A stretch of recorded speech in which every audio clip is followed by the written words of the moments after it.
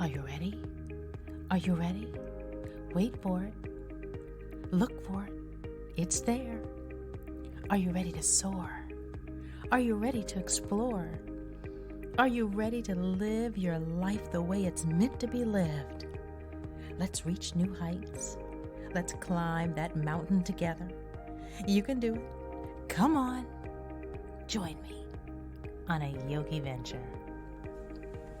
Hi, guys. Happy New Year. Some people are seeing 2020 as the start of a new decade. Some see it as a fresh start. Some see it as beginning again. Something about the number 1 just makes you want to start over or begin. I like to see the new year as a chance to kind of revisit, reflect, make changes. I don't necessarily like to see it as starting over because that means getting rid of all the lessons that one might have learned. And I value those lessons, but I definitely see it as a chance for, getting rid of. I tend to get rid of clothing. I weed out my life, so to speak. So I guess I do reflect a lot. And during this chat, I wanted to share ways that I find inspiration for making changes in my life. So last year, I gave myself a silent retreat, complete with daily yoga. I went on a hike. I only did it for, I think, 2 days. It was like a long weekend. I actually wrote about it on my blog. So if you turn to my blog, you can see exactly all the steps. In fact, I shared how to do it in case you would want to try it because it was quite easy. It was a silent retreat, so I did not speak to anybody. And I made that very clear as I was moving forward. So complete with yoga and a hike. And I ate really healthy meals, lots of water, and lots of meditation. So I sat in silence often just to meditate, just to hear what comes up. And those of you that are familiar with, I guess, listening to that little voice, you know what I'm talking about. Those that don't, there's a great book that I'm reading right now that really talks about, what is that voice? Okay, so his name is Michael Singer. I'd mentioned the book before, but now I'm really deep in it. It just kind of reinforces what I already believe, and it's a great book for anybody that has never ever stopped to listen to themselves. So anyway, before I start on that though, so this year I definitely plan to set aside time. I always need this time, and sometimes it could happen maybe while I'm throwing out clothing or rearranging.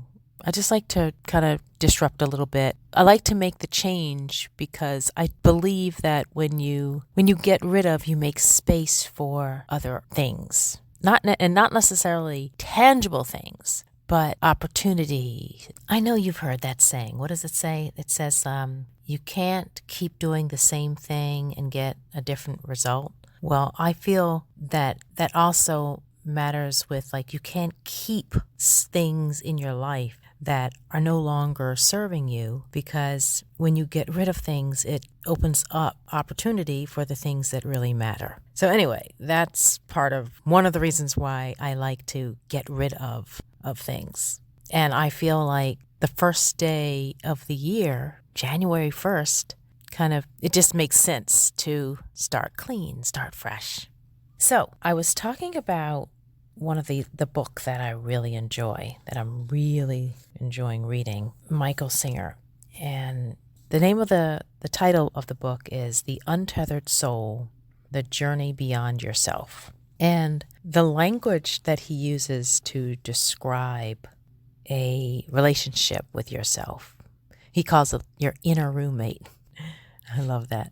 It's a great book for people that already look inward. And if it's something that you want to try for the new year, then I suggest reading it. Go to the library And by the way, anything that I talk about today, I am not receiving any funds for. I just want to share ways that help me, and maybe it will inspire you, because isn't Chatting with Traci all about me sharing what I feel is working in my life?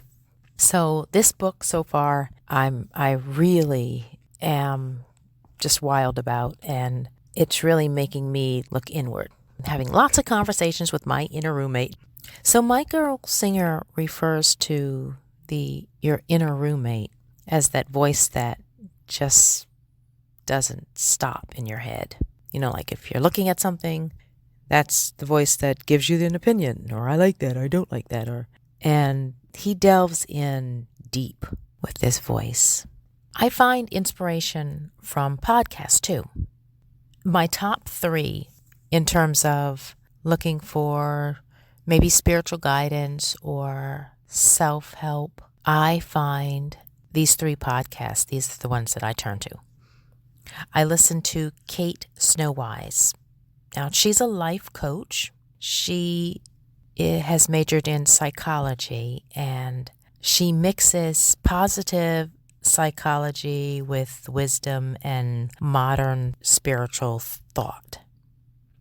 So I listen to her quite regularly, sometimes on my hikes, and I like her.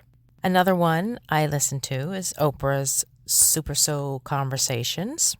Of course, everybody knows Oprah. Oprah gives good advice. And she interviews so many people. Oprah. She interviews lots of people. And I find inspiration from hearing their stories of struggle. I don't need to say anymore. You guys know Oprah. I also listen to Joel Osteen. My grandmother used to tell me Bible stories, and because she also taught Sunday school, but her Bible stories were so interesting, and they really kept me fascinated.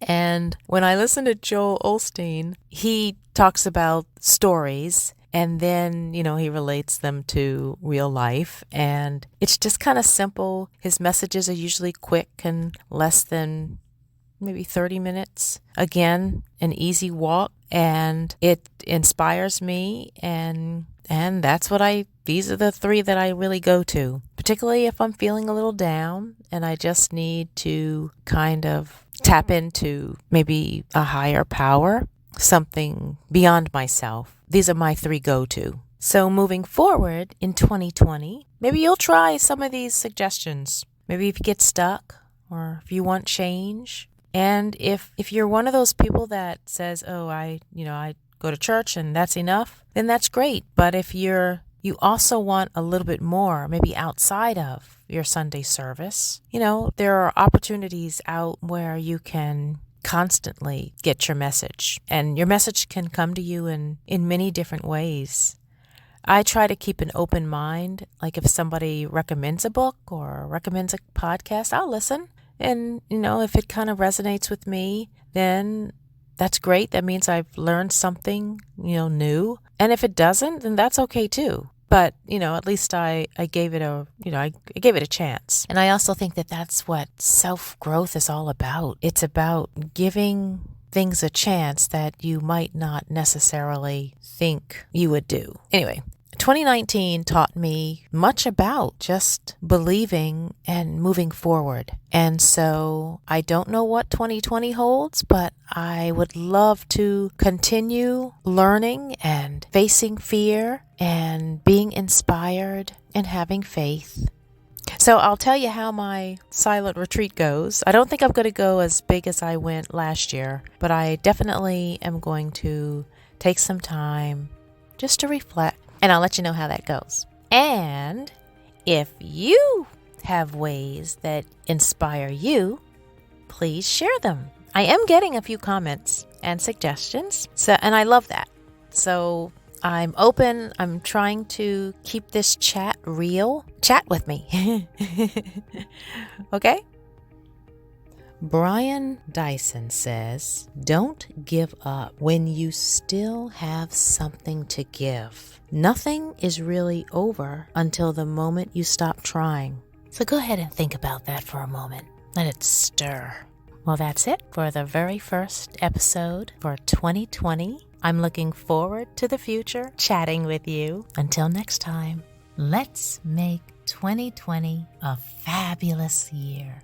And as always, life is marvelous and exciting. Go explore it. Your yogi venture is waiting.